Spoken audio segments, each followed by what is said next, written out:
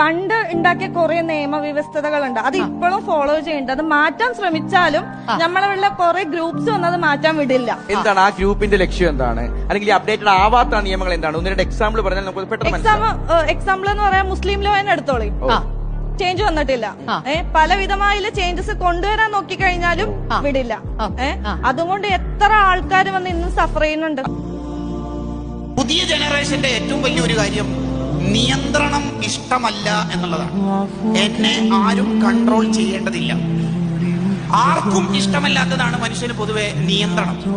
Diabetic ആയ ഒരാളോട് doctor പറഞ്ഞു പഞ്ചസാര കഴിച്ചോളി, ആ ഡോക്ടറോട് വലിയ ഇഷ്ടമായിരിക്കും. കാരണം നിയന്ത്രണം ഒഴിവാക്കി തരുന്ന ഒരാളെ എങ്ങനെ ഇഷ്ടപ്പെടാതിരിക്കുക? അതുകൊണ്ടാണ് ലിബറലിസത്തോട് കൂടുതൽ ആൾക്കാർ അടുത്തോണ്ടിരിക്കുന്നത്. ഉറക്കം സുഖമാണ്, ഉറക്കത്തെ കെടുത്തുന്ന ഒന്നും ആർക്കും ഇഷ്ടമല്ല.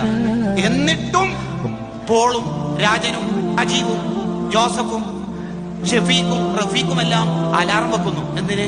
ഉറക്കമെന്ന സുഖത്തെ കെടുത്തിക്കളയുന്ന നിയന്ത്രണം ഇല്ലെങ്കിൽ എന്റെ എക്സാമിന് ഞാൻ പോകാതെ ഉറങ്ങിപ്പോകും.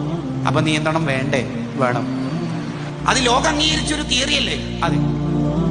അപ്പൊ നിയന്ത്രണം വേണ്ട എന്ന് പറയുന്നത് ലിബറലിസ്റ്റുകാരാണ്. എല്ലാം വലിച്ചെറിഞ്ഞ് സുഖിക്കുക, ആസ്വദിക്കുക, എന്നിട്ട് മൃഗത്തിലേക്ക് അധപ്പതിക്കുക. അതാണ് നടന്നുകൊണ്ടിരിക്കുന്നത്. ലൈഫ് ഫോർ എൻജോയ്, അടിച്ചുപൊളി.